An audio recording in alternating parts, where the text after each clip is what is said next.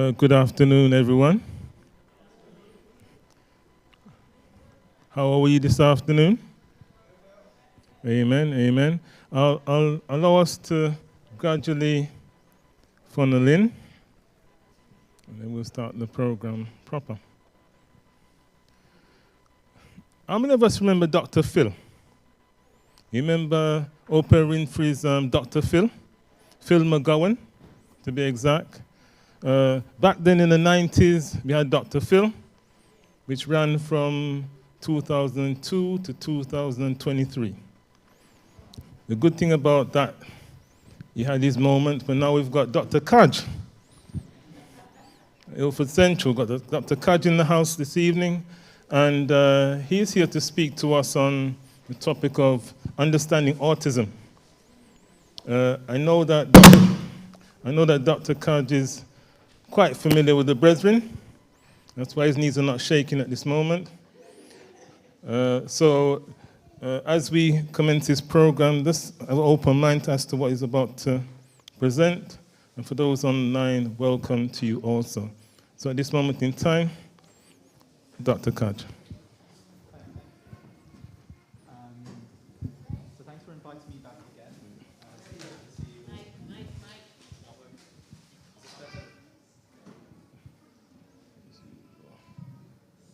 Hello? Should I use this? Should I use this one? Yeah? Thanks, everyone, for inviting me back again. It's a pleasure to see you all. Thanks, Clement, again, as well. Always fantastic introductions for me. So today I was asked to talk about autism, something that I know a number of the congregation were thinking about and wanted some advice on. Hopefully today, with the presentation I go through, helps to raise awareness, break down any stigmas around it, and help improve the understanding for these conditions or these characteristics. I'm just waiting for the slideshow to pop up so then I can guide myself and navigate for you guys as well. So I'm Kaj. I'm one of the consultants at Newham. And we'll be talking through autism. As I was saying earlier, I want to try and break down some of the stigmas around these conditions, help raise the awareness and the understanding for it. So what is autism? Autism is also known as autism spectrum disorder, ASD. It's a neurodevelopmental disorder, which means from birth and as we grow up, as we develop, as we learn life around us, there are certain changes that may arise. And these can be in the realms within the communications. This can be how we interact with the environment around us or with relationships. And behaviors or strategies that we develop which can become very narrowed or may become repetitive. We can see this develop on from a very early age. It can develop in different intensities or severities. And it's very individualized, so it's not one shoe fits all. In the UK, it affects around 2% of the population. Other studies say that it could be within 1 in 100 people. So that's even a greater statistic there. The reason around this is that different domains or factors can influence this. So from gender, males, our backgrounds, so race, and even our socioeconomic status. What's really interesting is that over the last 30 years, the incident rate, which means how often we're seeing it, has gone up by 3 times. So how would individuals with autism respond? How are they acting differently to others around us? They may find it hard to communicate or interact with others. It may be trying to put themselves in the shoes of others. So how are others thinking about things? How are they feeling? And that understanding for themselves with that. Sensory stimulation, so things like bright lights, louder sounds, could feel very overwhelming. Might become very stressful, might feel uncomfortable. And so we may see this as an aspect where they will become a little bit more withdrawn from those situations, becoming in unfamiliar situations or surroundings, social events, can make them feel a bit more anxious or apprehensive to attend, or during so may become more upset and distressed. And when we think about the senses, it's the 5 senses. So from tactile, touch, whether it's things like people holding on or tapping shoulders, could be lights, could be certain tastes or textures when we're eating certain foods, the smells associated, or the sounds that we hear and the noises, whether it's sudden or continuous. It may take a little bit longer for understanding the information that's discussed. And this can also be typical when we're thinking about children and saying similar facts repeated to help them to be able to understand, develop, or learn. It can also be repetitive in those mindsets, that certain behaviors that we're seeing with them continue time and time again, whether it's in a short space of time or over a longer period of time. Repetitive behaviors can be around listening to certain sounds or musics, could be gestures or movements, whether it's walking or clicking, playing with fingers, fidgeting with hair. So it can cover a whole domain of repetitive actions. The old school thinking was autism was linear. So from one side could be very high functioning, saying they're managing everything, maybe it's mild, and going down to the opposite scale of that, saying they're really struggling, needing a lot more support from others and guidance, and suggesting that that was on the severe spectrum. You may come across characters in fiction, such as Sheldon Cooper in Big Bang Theory, or Raymond in Rain Man, Forrest Gump, and even narratives or books such as The Curious Case of the Dog in the Night. So these very much stereotyped towards the old school thinking, but can help with some of the ideas of the basic features or the characteristics of individuals that may have these traits. What's quite prevalent in those characters, though, is more stereotyped towards white males of a certain background. What it's more in keeping with is a spectrum. And in each different type of domain that one may have experience around, so within life, what we may be connected towards, what we may be going to be challenged by, could be around the perceptions, so the sensory stimulations, could be around our emotions, how we regulate if we feel sad or happy, could be around the functioning of our routines, our day-to-day living. From this diagram, we can see the fading, the colors getting more intense. And so one domain can be very intense, the other domain can be very fair. It's almost like a mixer deck with DJs. So some things can be scaled up, some things can be scaled down. And what this suggests is more personalization for each individual with these traits. So with the mindset of a spectrum and that mixer deck side, we can think about how the intensities can be different. So from repetitive behaviors that can arise, it goes into suggestions around interests. If I go back to the topic of Sheldon in Big Bang Theory, his interest was around trains. Others may say they're more towards savants, and that was a description that's utilized for people with higher abilities or capabilities in certain topics, artists, mathematicians, but very focused on one specific area. It could be the sensory overloads or sensitivities towards those 5 senses. But what's very much notable is that it doesn't mean someone's intellect is grossly impaired. Cognitive abilities are still preserved and well, and it's about understanding how to assist people, how to adapt to maximize the development for them. this is still the same when we think of language skills and adaptive functioning. It's looking at an early point of awareness, seeing what is it that needs to be assisted with or supported with, and providing the right guidance on it.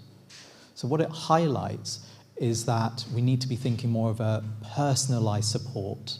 We need to be thinking more of understanding that the one size or one shoe doesn't fit everyone, and what are we observing for the individual, and how do we help them to guide them towards achieving the best they can. In young children, when we think of what could we be looking out for, could we do with educating and supporting with, when we think of youngsters, and it can be those below 5, often it's starting to see when developmental changes are arising, meaning starting to walk, to talk, and so the earliest that one may start picking up on these things could be between the age group around 1 to 2 years old. Maybe they're not responding to their name being called. Perhaps they're not making the eye contact when being spoken to, not wanting the cuddles, wanting to be left alone around it. Mirroring each other, so smiles when something seems maybe joyous, and seeming more blunted, so a fixed face. Or getting really, really upset when there's a certain change that arises with some of the senses we've talked about. So a type of food that's been given to them, or a smell, or a sound, becomes very overwhelming at that point. As we've discussed with repetitive or repeated movements, it could be around playing with their fingers in a certain way, playing with their hair. Typically, rocking bodies are a soothing type of strategy, or flapping hands. Perhaps they're not talking to others more, but wanting to keep away. And pretend play, that's often a very good one that highlights a change arising in these types of characteristics. So role playing, when they see their parents or authority figures, are they mimicking, are they joining in? So in the picture I've shown, pretending to be pirates, police officers, nurses. And are there repetitive phrases that continue, maybe out of context of the discussion that's happening?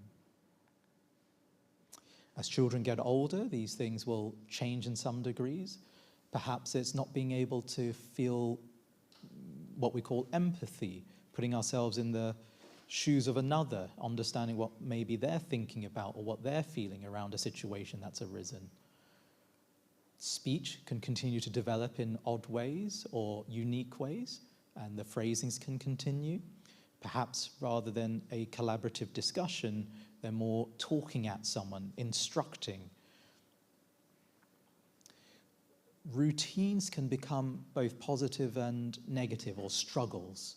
And so wanting to follow a very strict routine, and when something changes, becoming very overwhelmed about that change. Perhaps I need to be up at 9 o'clock, I need breakfast at 9:05. If it's later, becomes challenging for them, as an example. Having keen interests, and that's not to say that's something to be shunned, but it's something to be observant on, and suggesting, is there some other reasons around this for wanting to be very focused on one particular topic or interest? And that can be subject matters, or that can be activities.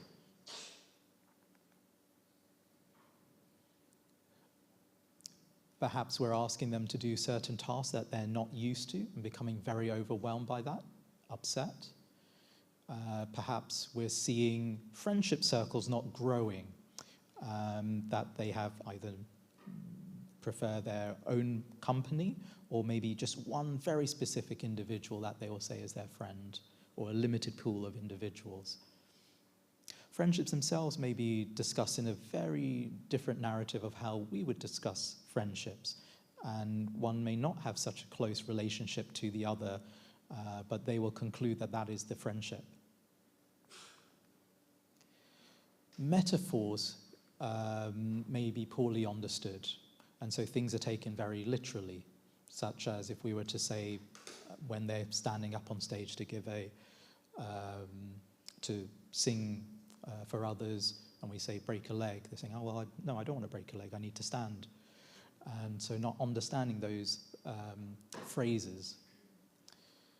And maybe it becomes more complicated for them to be able to express their inner world, their inner feelings.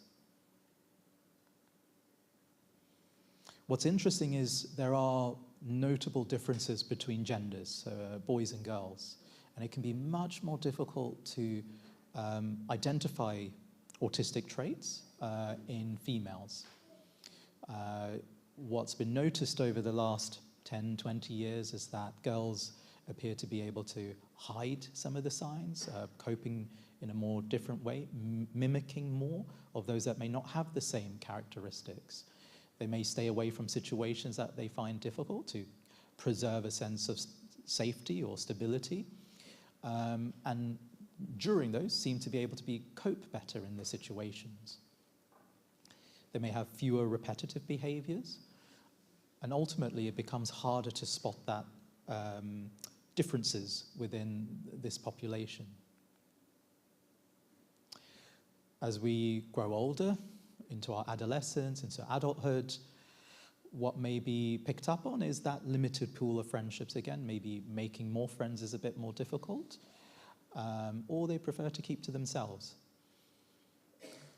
Discussions, meeting new people, although it's not intentional, maybe seen as being rude or very blunt, talking straight to the point. Other times not seeming interested when others are talking about what's been happening to them. But it doesn't have any content or meaning behind that. And those social situations, perhaps the anxieties grow or stay present for them.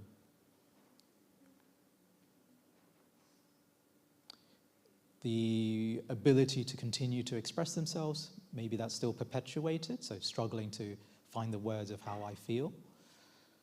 Finding it hard to still have that empathy and understanding of being in the position of others, so the feelings or what they may be thinking if a situation is arising. And similarly, those metaphors still remaining a difficulty to be understood. As we grow up, we tend to find routines that are habit-forming and supportive, and so there's a fixed routine they feel is very helpful and continue with.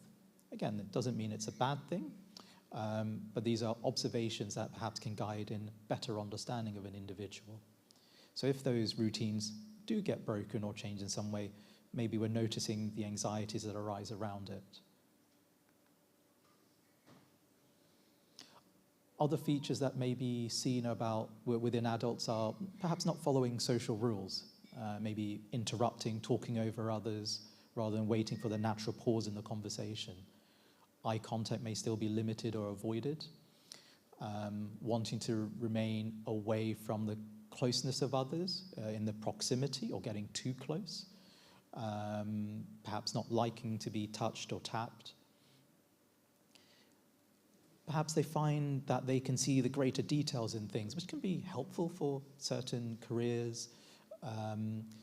Again, an example can be, if I think back with Sheldon, Big Bang Theory, he's very good at seeing mistakes within equations, formulations, and highlighting which is to the benefit of the other researchers. They might pick up on certain tastes or smells in cuisine, and it helps to develop an interest towards that. And perhaps those interests continue to be maintained and become far more narrowed and more intense.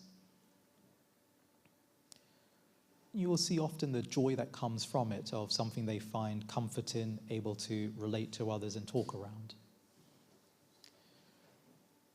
There can be heavy planning behind it. So perhaps for coming to a certain social situation, a social gathering, they say, right, I need to plan things really methodically. Think about all the possibilities that may arise. Think about the questions people may talk about to prepare, so that I feel confident in those situations to be able to present my best self at that time and be able to manage the situation.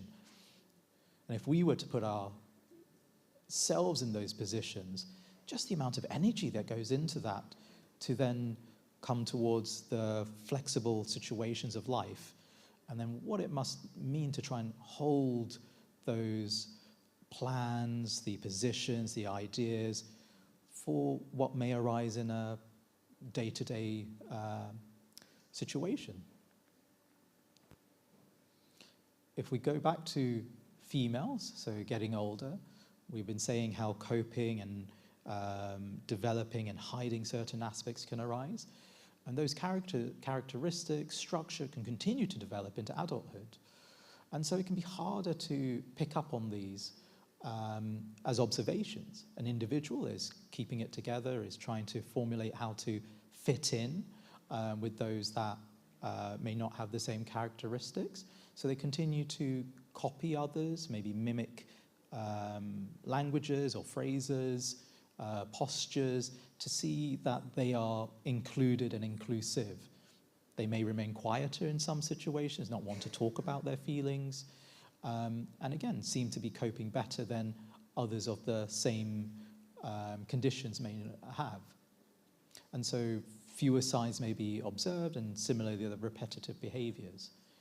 As such, it can be much more difficult to pick up on this as an observer, as a clinician, without those who become more aware of what they're doing to maintain the status quo for themselves and seek out perhaps better understanding or learning.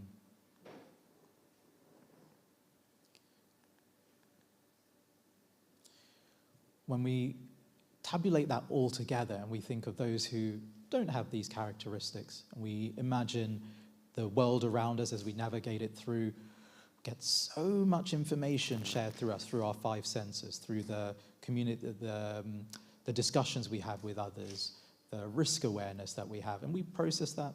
A lot of it we push aside, we ignore it and focus on primary situations.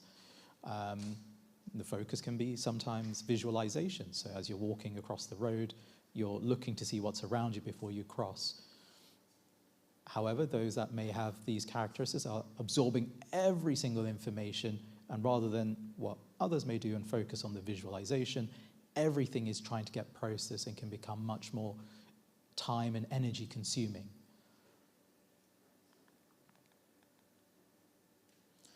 So what tends to be helpful for those individuals is what's known as stimming, a self-regulating innate behavior that helps to settle things down. Some of these could be certain repetitive movements, could be listening to certain sounds.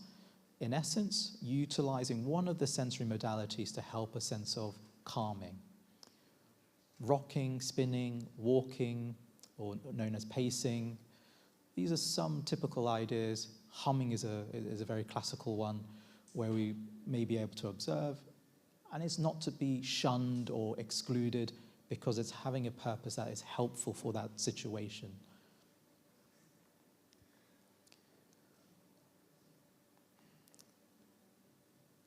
So as I say, it's a natural instinctive behavior to help people through certain situations, and it shouldn't be shunned or eliminated.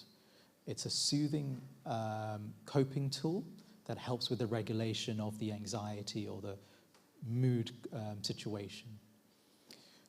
Often those who utilize stimming say it helps them to feel just right in those moments when things feel very overwhelming.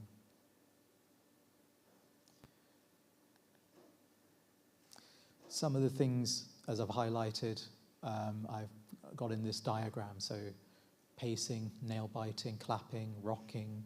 These are things that some may be observing in others and doesn't necessitate that there's something wrong, but that's something going right to help with them. How is autism diagnosed, or when we're suspecting these aspects? Thinking about the signs, symptoms, and features that help one to manage in life around them. If it's observed within children and we're thinking they need support around this, so there's a functional change. Functional meaning their skill sets and capabilities to adapt, it's causing them difficulties or distress. We should raise this awareness towards our GPs or the pediatrician. And in schools, what's known as SENCOs or SENs, Special Education Needs Coordinators. In a collaborative manner, they'll be able to start assessments, which will help to direct the formulation of support and tailor it to each individual. For adults, maybe recognizing within themselves or towards others, it's similarly seeking the specialist referral, so via the GPs. What's really difficult in our locality is that it's a very specialized service, and as such, as I've highlighted in the last 3 decades, that with the greater awareness, with the greater referrals coming in, waiting times have been taking longer to seek those specialists. And so what is happening with local GPs is referring outside of the area to try and expedite, speed up the access for those assessments. These assessments will involve talking with the individual who's having those notable characteristics, focusing on how the communication is, the interactions with others are within social settings, and reviewing what the patterns of behaviors or traits can be. There are screening questionnaires known as AQ10s, and questionnaires that are given to parents, caregivers, schools, looking at the individual's developmental history, how they've grown up, what kind of things have been observed as they've been developing into youngsters, young adults, into adulthood. There will be observations, so coming to certain clinics or situations, maybe out and about, where the clinician and the therapist will review how behaviors are and what may be positive, what may be causing difficulties. They'll also look to try and exclude other conditions, and so we'll assess cognitive abilities, IQ, look at adaptive functioning, so how we manage in our day-to-day, task setting, and think about the linguistics also. So when we were saying that certain speech patterns are repeated or struggling with, maybe not conversing with others, they'll explore this as well with speech and language therapists. They'll also be looking to exclude other conditions or comorbid conditions, meaning things that can happen alongside that may explain traits or fit into other health conditions or mental health conditions. Why is a diagnosis helpful? When there's a dysfunction, an inability to achieve what we want to for the day-to-day or through our career, through ourselves, we want to help understand what is happening about that. How do we support the child's need or the adult's needs? With children in particular, is then getting the right support in the right settings, whether it's at school with the Senkos, whether it's getting the speech and language therapists, whether it's adapting the school program to assist the individual, or is it about providing education for family members? Is it about providing support? Could be financial support, could be respite or breaks to have assistance around. The aim is to highlight that this is about supportive pursuits to adapt to the individual's needs, rather than suggesting that the child is being naughty and needs discipline. With adults, understanding that perhaps there's a lot of energy going into them to try and maintain their status or hide situations or the way they're managing. That recognition helps to think about how we adapt positions around us, whether it's work, whether it's our strategies, and seeing whether talking therapies could be helpful, thinking about what could be assisted in workplace settings, or even technology that can be utilized to dampen down sensory stimulations, noise-cancelling headphones, transitional sunglasses, and whether financial benefits can be put into place to support with getting those opportunities.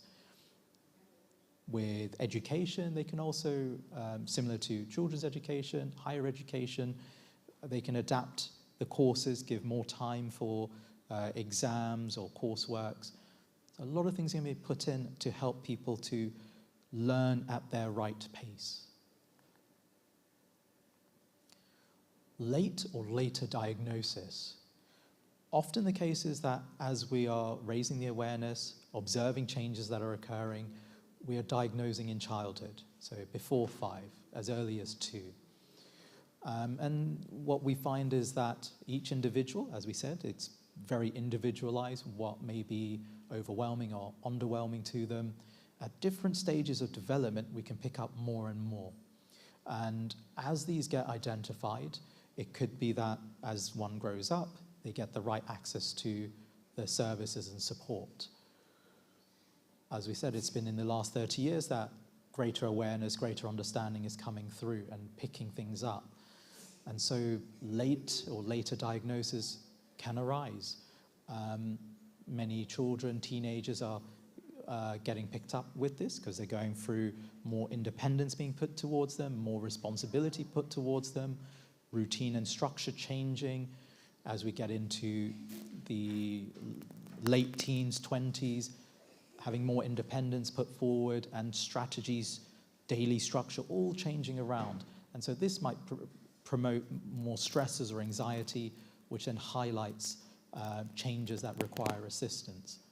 Maybe the diagnosis has been misunderstood, and what has been treated has been around feeling sad, feeling anxious, and now we're starting to think about it differently and suggest, have we excluded and screened other conditions?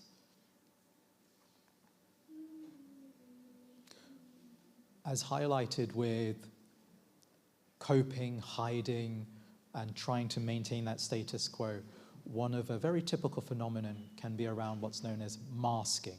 So hiding the inner self to try and fit in. And it's a very, very common autistic characteristic to manage these situations, and definitely is picked up on as one comes into later diagnosis as how they've been missed. It's a strategy very often used, can be either very consciously done or unconsciously, so by mirroring and seeing how to fit in, so feeling less anxious becomes more innate, so unconscious. It does make it then more difficult externally to identify. Examples I can give here would be one who's learned that instead of avoiding the eye gaze, they're making that fixed eye gaze happen. And typically I tend to ask questions like, are you looking into my eye, or are you fixing onto my forehead, nose? And you'll see there's a difference of how they can maintain that so that they feel more comfortable in those situations. And there were some very good BBC documentaries which followed 4 different individuals with autism, and how a DJ listening to really loud music, how he was then managing and what he would do that would assist him, how a young lady would mirror responses, reactions to be a comedian, then will come home and switch off and almost become part of the furniture for an hour to reintegrate to herself. So what we will utilize from a professional standing is what's known as the CAT-Q, a camouflaging assessment to explore further when the initial assessments may lead to a borderline or lower level diagnosis because of the masking to try and fit in. What could be causes and risk factors? Many people, experts, will suggest that there are risk factors to it, as opposed to this is the definitive genetic component that we should be looking at. And I would encourage to avoid trying to request multiple blood tests, gene tests. Ultimately, there are risk factors, and it's about managing adaptive skill sets. There isn't a cure towards autism. It's around us being who we are and helping us to achieve as best as we can with those abilities. There are certain genetic and chromosomal changes. Often these are syndromes, such as Turner's and Down's, which will then lead towards these characteristics within autism. And during pregnancy and birth, there are factors around maintaining a healthy pregnancy, avoiding certain contaminants and toxins like lead, which help to prevent those chromosomal changes. Oxygen deficiency during baby's development, brain development, is also one example of a link towards autism. Pesticides as another being around that early after birth. And having children at a later age, there is some link towards this as well. But most notably, and what had been fearful for a lot of the population, had been around, could vaccinations cause autism? And there was a study released in 1998 which caused huge anxiety across the world, which was disproven very shortly after. The researcher, the doctor, was barred, so his license was gone because it was inappropriate information, completely scaremongering. And subsequent researchers in the noughties into the 10s and 20s have continued to maintain there is no link between vaccines, such as MMR, to autism. So what are the comorbid or conditions that could arise around those who may have autism and vice versa? One that should be excluded and thought around is ADHD, attention deficit hyperactivity disorder. Typically, one who has this feature will have difficulties with concentration, easy distraction, maybe impulsive, so acting without thinking, risk awareness may be lower, fidgeting, constantly on the go, struggle with sleep. Again, the Senko workers at school will pick up on this. They'll put adaptive aspects in, and there could be a need for medication, and very specialized services will be coming in to assess and address accordingly. Not everyone with ADHD will need medication. Not everyone with ADHD will have all of these features either. Dyslexia and dyspraxia, ultimately meaning struggles with reading, maybe the words get jumbled up, how they write it down, spelling, or with dyspraxia, their movement, coordination, so maybe they're more clumsy, struggle to follow instructions and manual tasks. This will, again, require additional assistance and training to minimize that impact and improve upon those capabilities. Particularly with motor movements, a physiotherapist will assist with that. Sleep is very common in a number of these conditions that are comorbid, concurrent, whether it's falling asleep, waking up throughout the night, or waking up very early and struggling to then go back to sleep. What tends to happen in this would be looking at our sleep-wake cycle, our sleep hygiene, our routine, and may be supported with a normal hormone that we produce by boosting it a little bit, called melatonin. Melatonin doesn't suddenly kick in, though, so it usually takes about a month or so. Treatment doses can be adapted, often it's about 2 milligrams to 4 milligrams. When we think about autism and those struggles in social situations or worries, it can mimic aspects around anxiety, can be its own separate condition.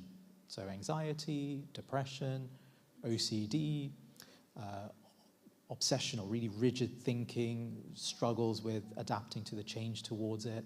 So a lot of these things can mirror, mimic, or be its own separate entity entirely, which is why the clinicians will need to discern and support with the assessments for it.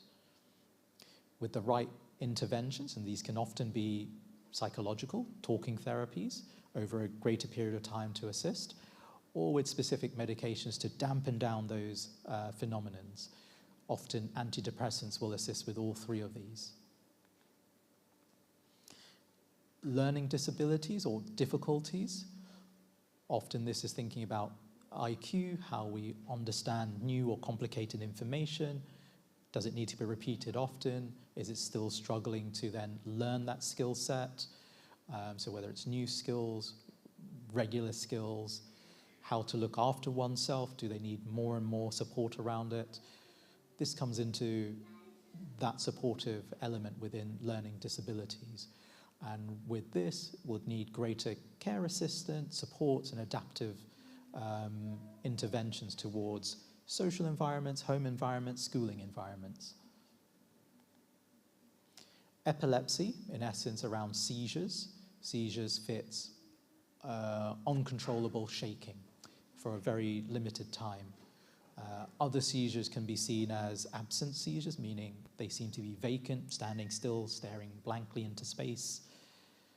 And individuals may say they have an aura. So preceding this may be a sensation, tingling or shocking sense goes up the arms, the legs, or there's a sudden odd taste in their mouth or a smell they notice before the first 2 points arise. This needs specialist input. It's very specialized, so a neurologist would be involved, not just the GP, and thinking around head scans, making sure there's no other physical health situations, things around temperature, metabolism issues, and then there's medications to prevent seizures from arising. And then joint or mobility difficulties could be painful, could be increased flexibility, maybe the skin stretches more, bruises easily, tummy difficulties or changes that don't go away with courses of treatments, and that can be quite a typical one. We need to exclude other particular conditions, just like I was saying about those syndromes earlier, like such as Turner's, Ehlers-Danlos syndrome. These can be concurrent aspects around it. This would similarly need specialists, and then they will provide the right physiotherapy, the right medication interventions, but often it's the physiotherapy support that helps with joint and mobility issues. So what are the treatments for autism? When we think about a developmental, a chronic, lifelong characteristic is probably the best way to describe it.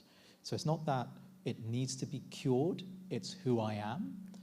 It's about thinking and learning about this. It's adapting and making adaptations to assist an individual's needs in the right way for them to maximize their potential. And that could be school adaptations. So the Senko will be supporting with that. With adults, work adaptations. So our bright lights on the computer screen, can they be dimmed?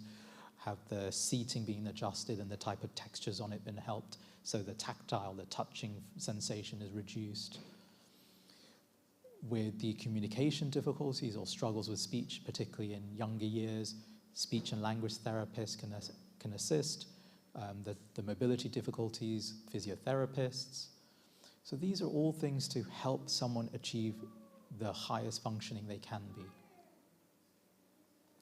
Other psychological interventions can be around cognitive behavioral therapy, so psychological discussions and understandings, and creating structures that are supportive and helpful, were termed as routine formation. Medications are not specifically for autism. They are looking at the associated symptoms, like we said with anxiety or feeling low. Antidepressants are concurrent supportive aids for it. Just like with sleep, melatonin can be adjusted, and rapid sleep supports can also be thought about. And then the predominant features around sensory management, so sensory apparatus, something that can feel calming, soothing, stress balls, headphones, noise-cancelling headphones, fidget spinners, sunglasses, or things to dampen down the arena that one is feeling overwhelmed around. So in summary, there are very typical common autistic traits. So there is nothing wrong with an individual with these characteristics. It is about supporting the environment around us to help them achieve what they can achieve, whether it's through communication, through the tactile phenomenon, adaptations to work or school. It's helping understand what is helpful to them and helping understand what should be changed around us to maximize someone's potential. Thank you.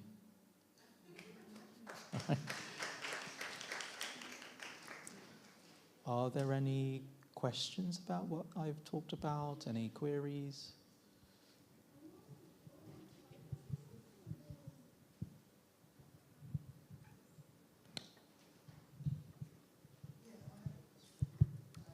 I think there's a... Sorry, Doctor. In regards to what you're talking about, they may find eye contact difficult and things like that. So I was wondering what would you suggest for how far we should, I suppose, socialise them? Because even if the child wasn't autistic and they didn't look at an adult when they were speaking of, we would still say, you have to make eye contact. Someone's talking to you, look at them. So how far should we sort of push it? Is it causing them extreme discomfort? Do we have to say to the adult, I'm sorry, or the other child, I'm sorry, he just doesn't look at people? Or should we sort of push them to make that eye contact? It's learning together. Okay. So for an individual, say for a child, what's happening? I notice we're not looking at each other, and that's okay. Just wonder what's happening inside. They could say, I just didn't want to look at them today. Or it makes me feel distressed. It's how we can help find the ideas together and nurture in the right direction. Of course, there'll be situations to say, well, we want to make eye contact in certain points. We want to make sure we're navigating risk, so we need to be looking around. So it's that learning. And through the learning from our understanding of the situation, the individual's understanding, we can then put in a plan that helps them to achieve correctly, as opposed to impose a viewpoint to say, you must do this, which causes more distress. Okay, my question was around girls being able to mask their behaviors better. And my thing, is it because in most societies, girls are taught to behave in a certain way that boys are not taught? And boys are like, in most societies, you'd get boys will be boys behave in a certain way, and they're allowed to. Whereas as a girl, you can't behave that way, you have to sit that way, you can't do this and you can't do that. So is it something that they're taught to do, or like you said, they mirror certain behaviors? Is it that, or is it that because girls, you can't speak so loudly, you have to be quieter, whereas boys are just allowed to be? It's a really interesting question. As you've highlighted, there are two factors towards it. So one is about nurture and nature. So nurture is what are the cultural or social expectations of individuals, and then the individual development for them. So the nurture, what do we want to teach and train towards it? Very similar to why when we say boys will be boys, the higher energy, do they have ADHD because of all this excess that's here? Whereas girls also could have ADHD, but they seem to be dampened and more manageable, if we would say more manageable.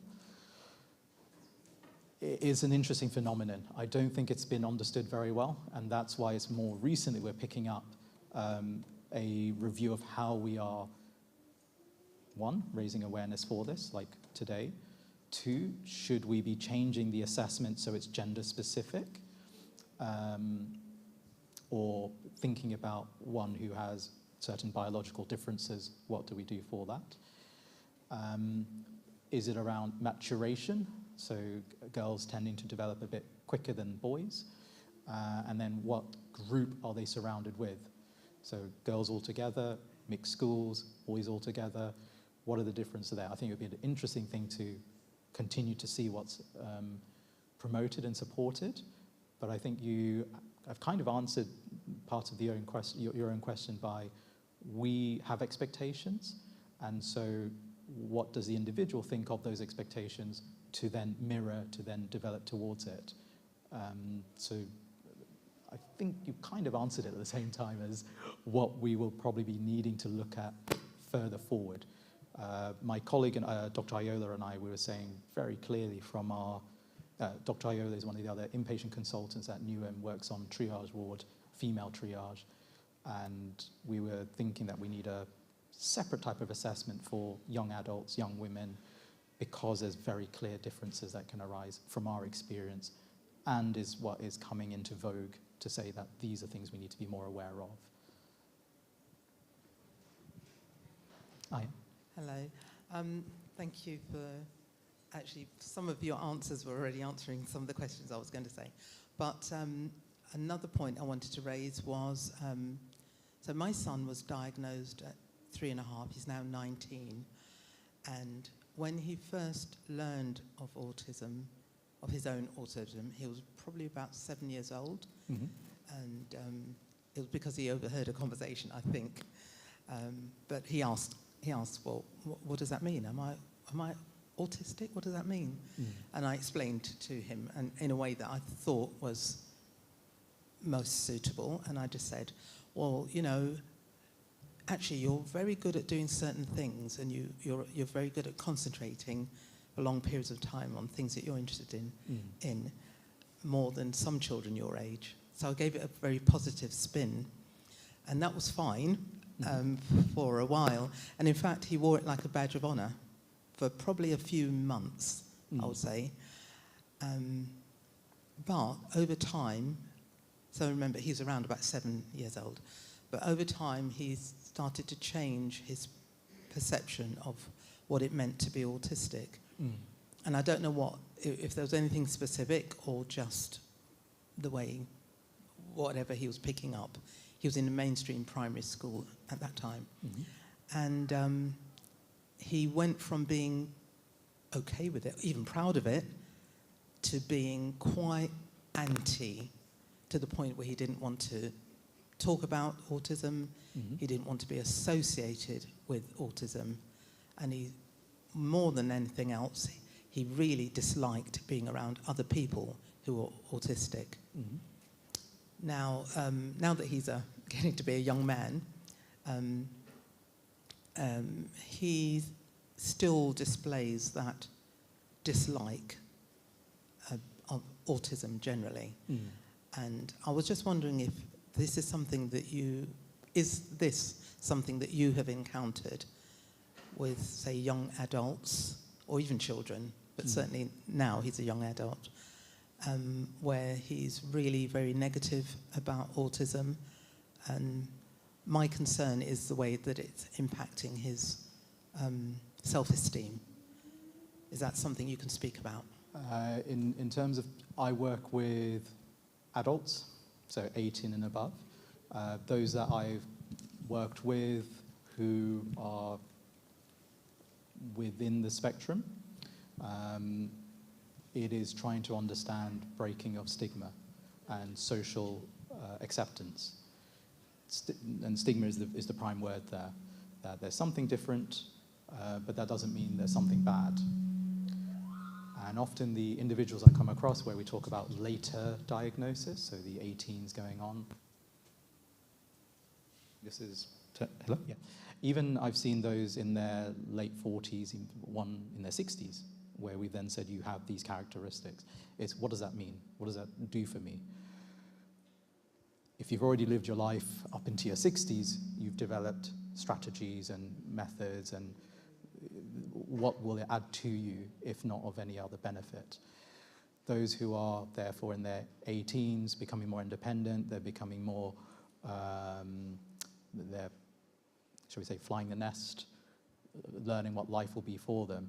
That's when, what does this mean to me in the community? What does this mean to me for relationships? What has it meant to me as I've grown up in the environments, whether it's from religion, culture, school, home?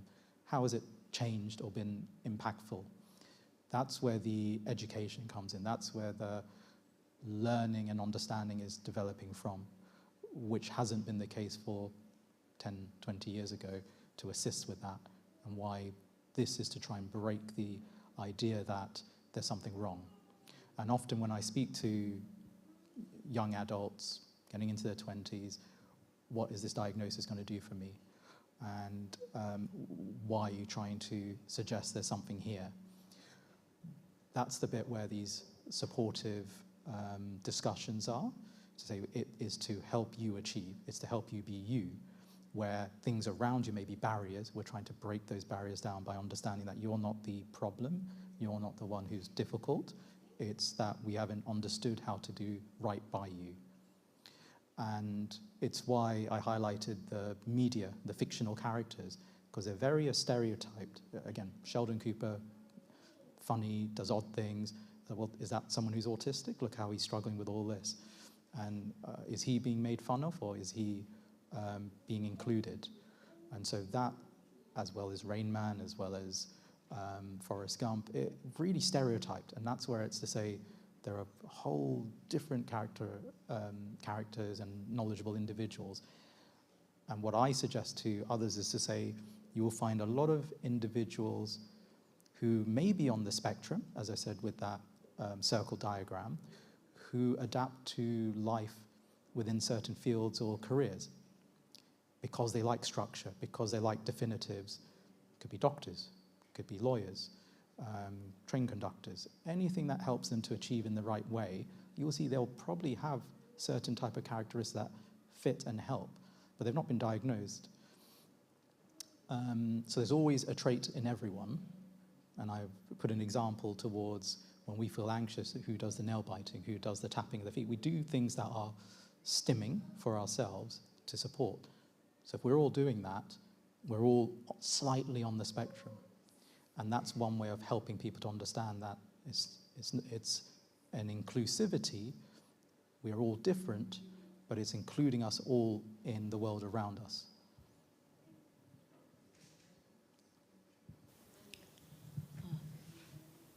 Yes, Rod. I heard you talk about the agenda. Mm-hmm. Yes? The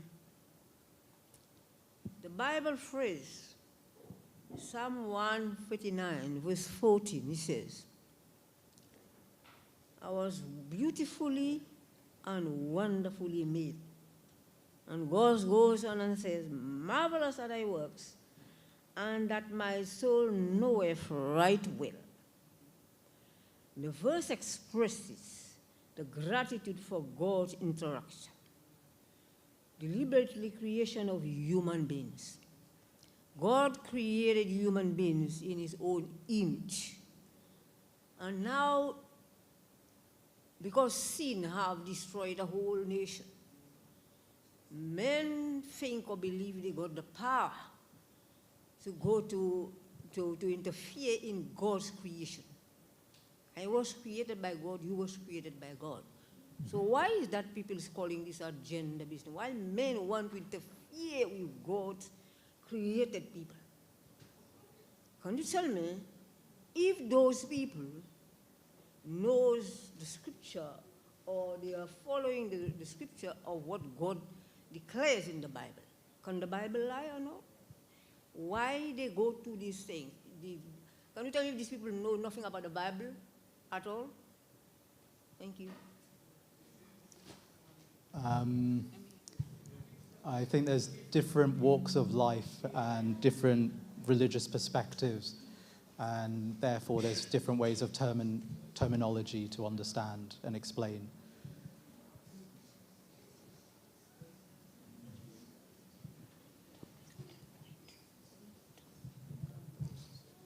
I'm not. Thank you, Doctor, for your time. My son has severe ADHD, and he's on medication, and it comes with all the other things, the anxiety, at times the depression and all those other things. He was on the CAMS. Now, as soon as he over 18, he's then sent back to the GP.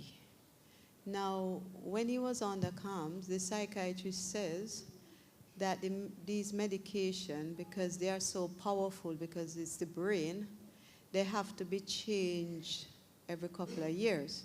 My question is, if he's under the GP and the GP is not a specialist, how will he be properly monitored? If it's this locality, GPs make referrals to the specialists, and then the specialist is currently right person, right care? Or, sorry, right to choose right care. So when he's under the GP, you need to request for an ADHD referral for adult services, and then they'll show you who is the specialist to go to, and then they can review forward. Okay, thank you. GPs can maintain support, but it's, your question is what will happen if we need to change it. It will need to be by a specialist.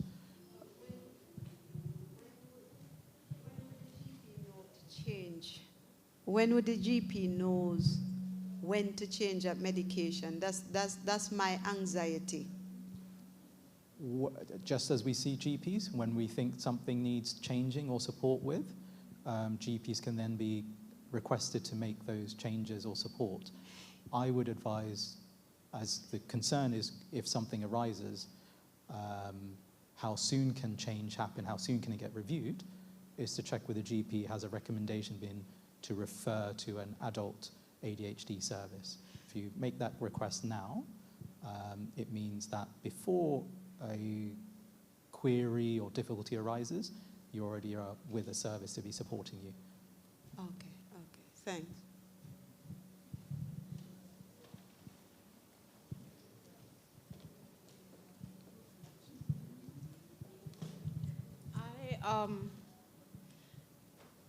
I know in our society, in our culture, even in our church, we have this thing where when we see children behaving in a certain way, we think, oh, they're just badly behaved. A lot of the times, like, they weren't raised properly, they're having this behavior because they don't have no manners, they're rude, it's always, I'm thinking, like, I know, because I work with SEN kids, I know where it says that every behavior is a form of communication. So how do we educate in thing, like, in a biblical sense, where people are like, you have to, they like using that text, foolishness is bound in the heart of a child, but the rod of correction will drive it far from him. I know there's a point where you have to discipline, but where do you look at that child's behavior and think, okay, is this from a lack of discipline, or is this child trying to communicate something that they don't know how to communicate through, like, what we would expect, how we would expect them to communicate?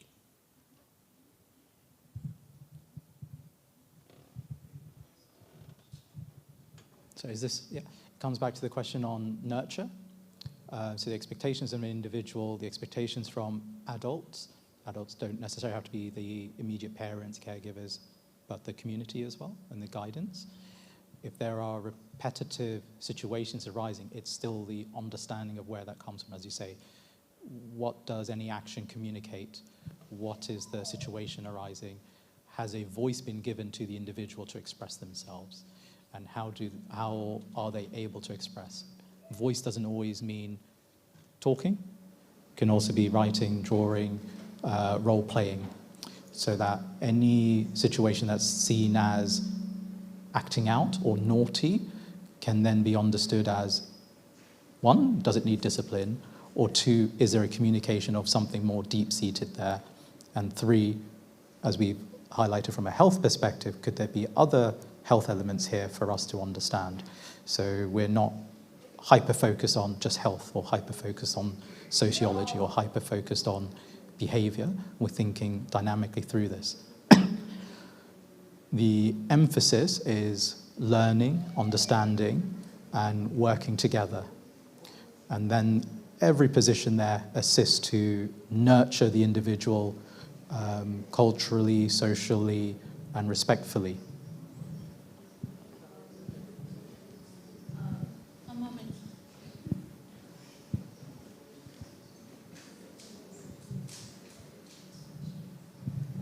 One of the things I found is I hear you when you say about referrals. Mm-hmm. One of the biggest problems is the referrals take very long. And sometimes, for instance, I'll think of, like in the Caribbean, you have children who have certain behaviors, and you hear the teacher will say, this child is dunce. In our age, they will say, this child is dunce, this child is a slow learner, and they put you on the back of the class. And you never got this sort of support. I will bring it back home. We have a friend who has a child who is autistic, and up to today, Jojo is about 6 now, and he hasn't been diagnosed.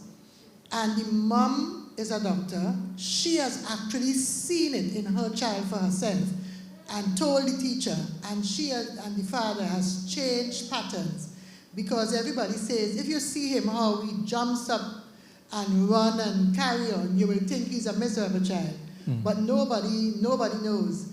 And up to now, she's always saying that he hasn't been, she has told the GP, she has told the teachers, so she's the one going into the school and telling the teachers, this is what he likes, this is what, you know, this is this, this is this, this is this. Otherwise, and he's a normal, they have him in a normal school. And she saw that he was struggling. I'll bring it back home again. Donna had a grandson who also is, and she had to actually leave here to take her grandson to Jamaica to get sorted, because the mother changed schools about 4 or 5 times, and the teachers used to say he's disruptive. So he will sit, he will do his work, very bright little boy. He will do his work, he will finish before everybody else.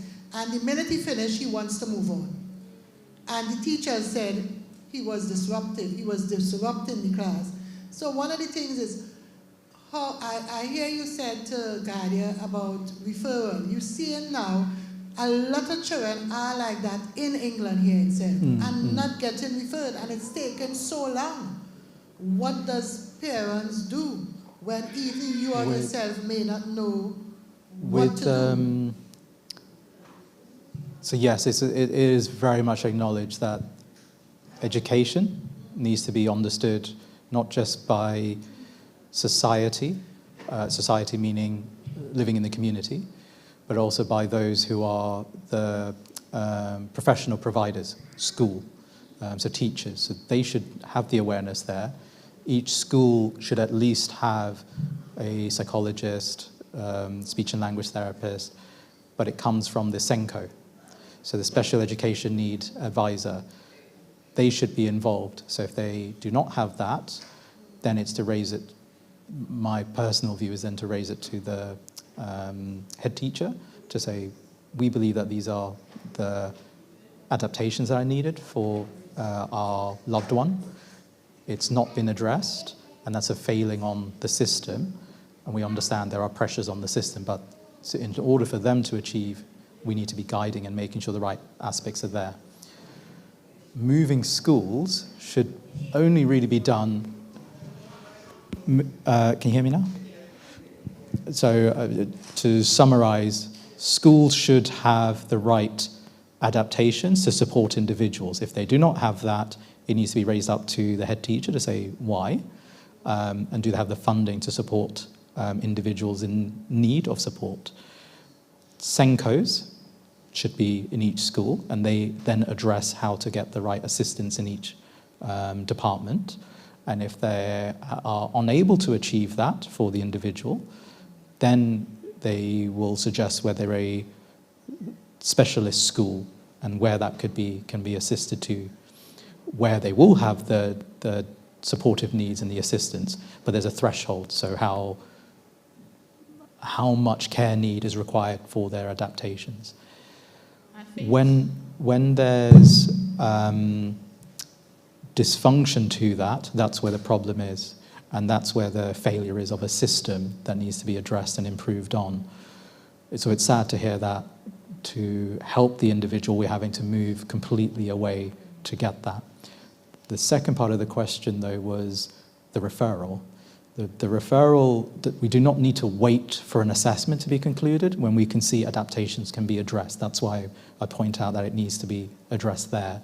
Then a referral assessment can continue to work to give the diagnosis. Just how in adulthood we'll say we'll consider this as suspected, we'll put all the adaptations and recommendations so that when you have the assessment concluded, we will then be able to have the additional support where it's needed.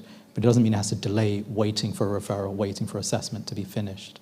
So it's meant to be picked up early. That's why we were saying earlier years, seeing where difficulties could be highlighted. Difficulties are not of an individual, it's a failing of what's around us.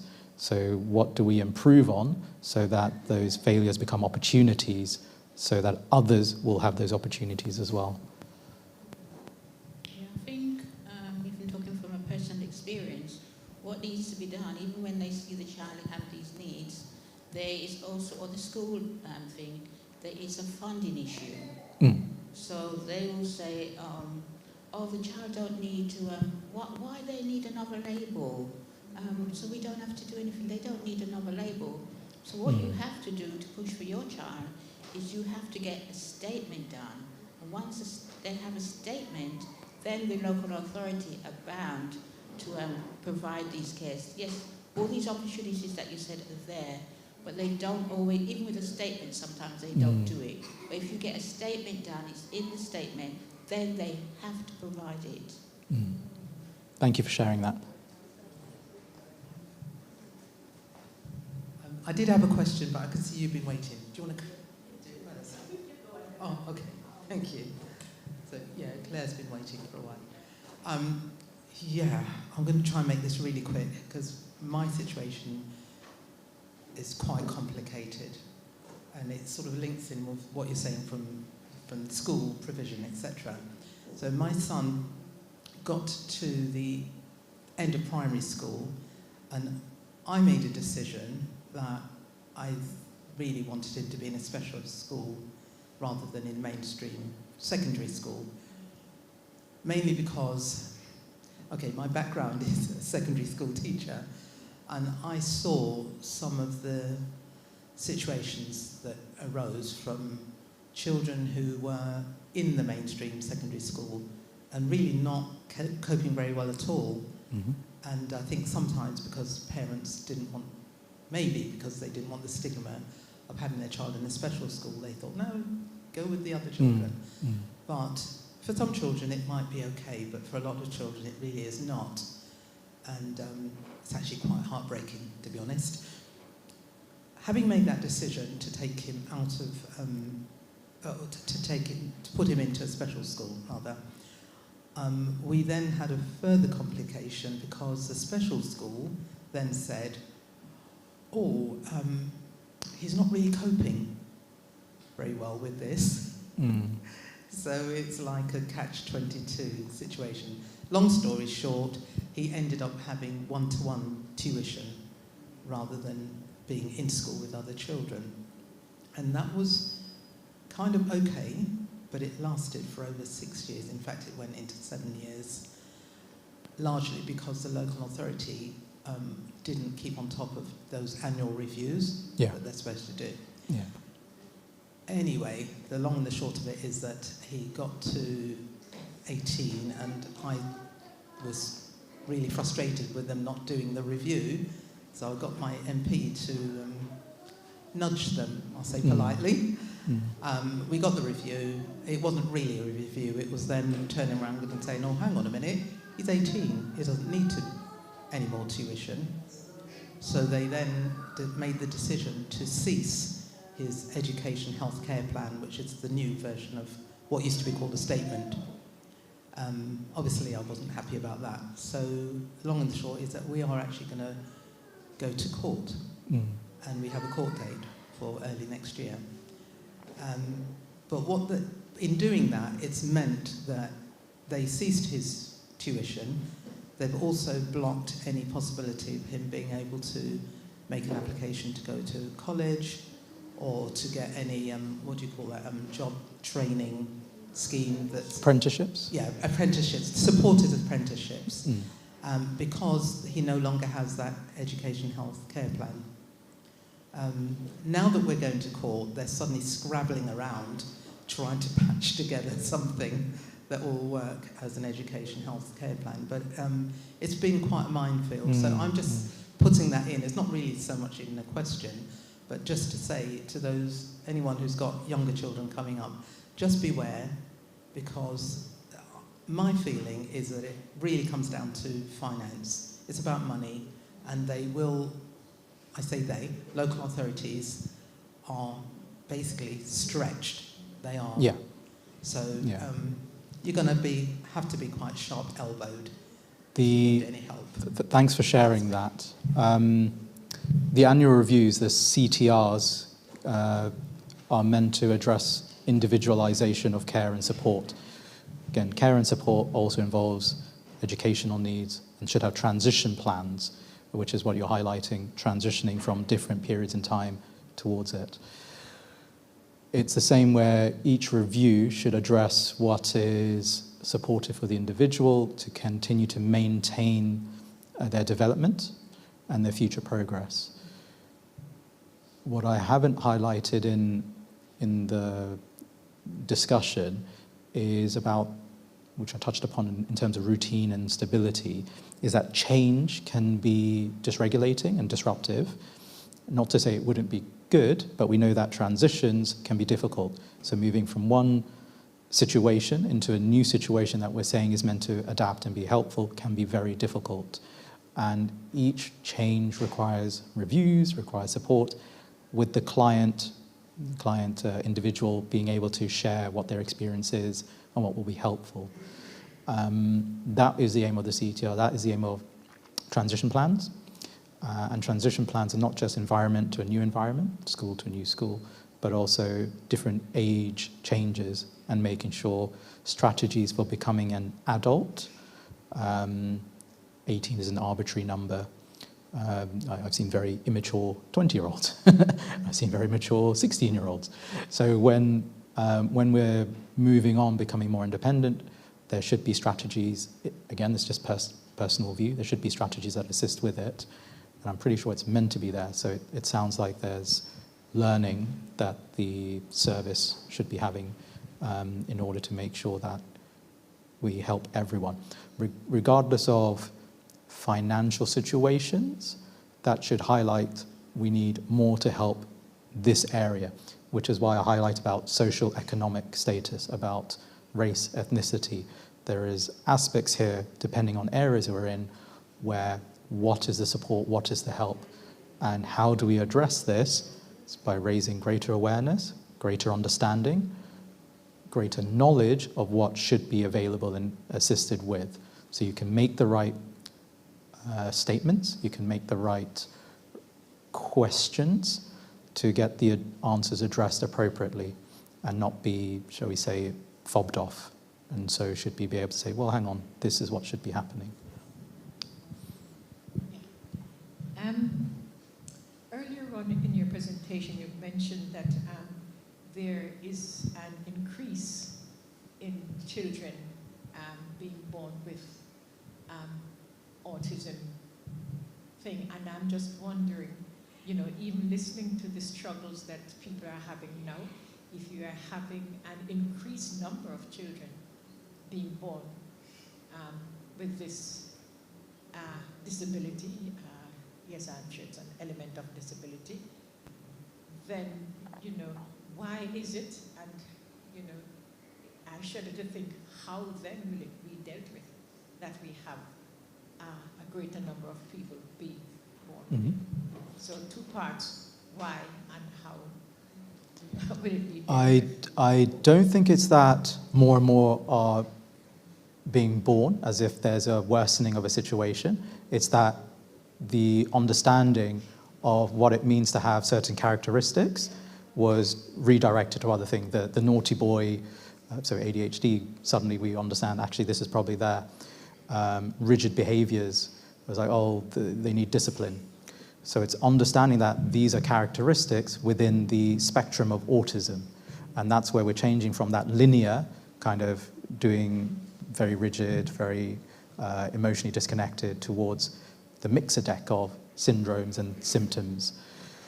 So it's more an awareness, recognition, and understanding. That is now why we're seeing more and more coming forward to say, okay, I think this could be a situation that could be helped with. And individuals who have missed the understanding, so let's say 30 years ago, now they're in their 30s going, well, hang on, I recognize these features of what I've been doing to kind of hold myself and fit in, and I feel so tired when I come home, and I just wonder if something can assist. It's breaking the stigma for those generations to say, come, get the advice, get the understanding, so you know what others should be doing to help you. It comes back to the point of The individual is not the problem. It's the system and circumstances around them that needs to be adapted to assist. Yeah?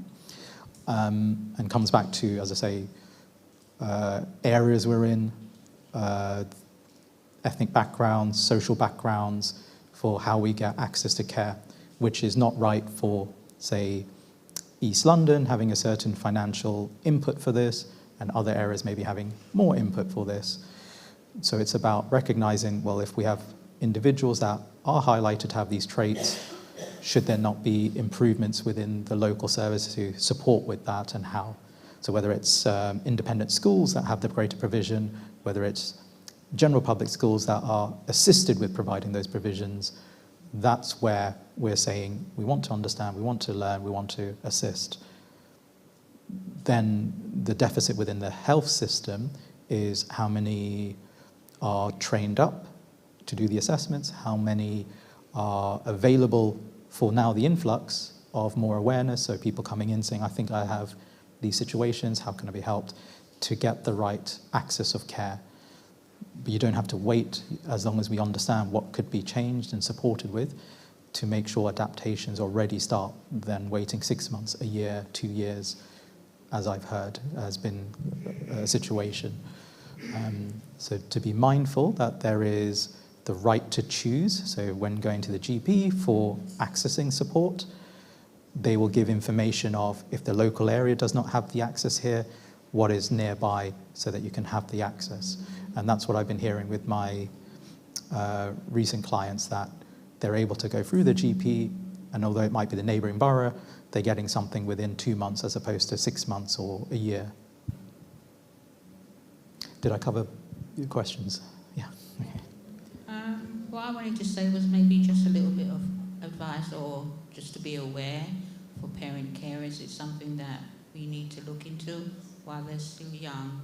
It's about power of attorney for not only finance but for health as well, because as they reach 18, that age, they're now classed as an adult, and they might not be able to make their health decisions themselves, and then you as parent carers are not able to do it, and then what will happen is the professionals, health professionals, will making that decision, which you might not as a parent carer necessarily agree with. Also, you need to look into it for finance as well, so that you be able to help them with their finance, because they won't be able to open a bank account by themselves because they cannot sign, maybe because they don't understand enough, and then you can't just open a bank account for them. Again, to say, not a generalization that everyone may have difficulties in certain domains, but those that may do, we understand it as capacity for finances managing. And then everyone should be empowered to be able to show that they're able to meet that support. And again, capacity is very specific. So it could be capacity for finance, capacity for housing, capacity for an operation. Each assessment is thinking about a very specific topic, which should be enabling the individual to maximize the ability to understand and learn and make decisions. So if it means adapting for that individual, let's say someone finds it easier to communicate in a quieter room or at a certain time, that should be when the assessment is facilitated for. If they need more time to understand it, give them the time to do so. And then through those assessments, so if the topic of finances, through that assessment, if they are struggling to therefore show that they have capacity, the position is always you have capacity until proven otherwise, then the discussions will be who should be supporting them through this.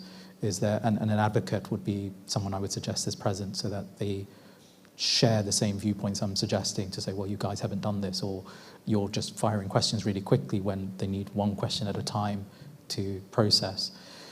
Then it comes to the decision of who is the nearest relative, is it the courts that need to decide, is it a caseworker that supports the individual, again, trying to stick with empowerment. So is it someone that then supports and makes the decisions with them to assist? Could that be the family member? And if not, why not? And so there are multiple factors reviewing that, comes under capacity.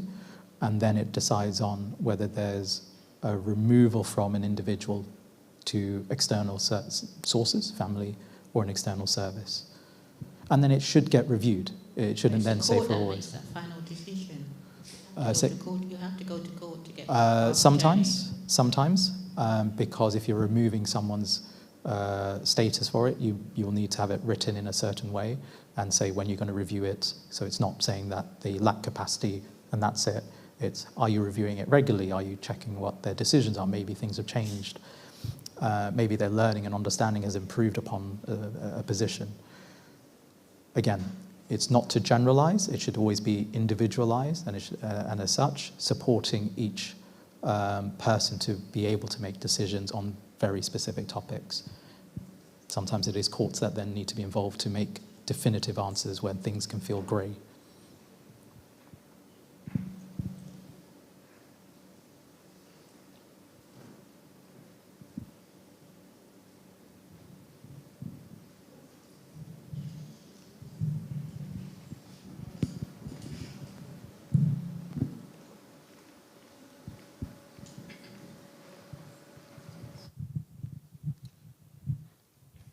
I'm sure Dr. Kaj will stand there from now until next week answering questions.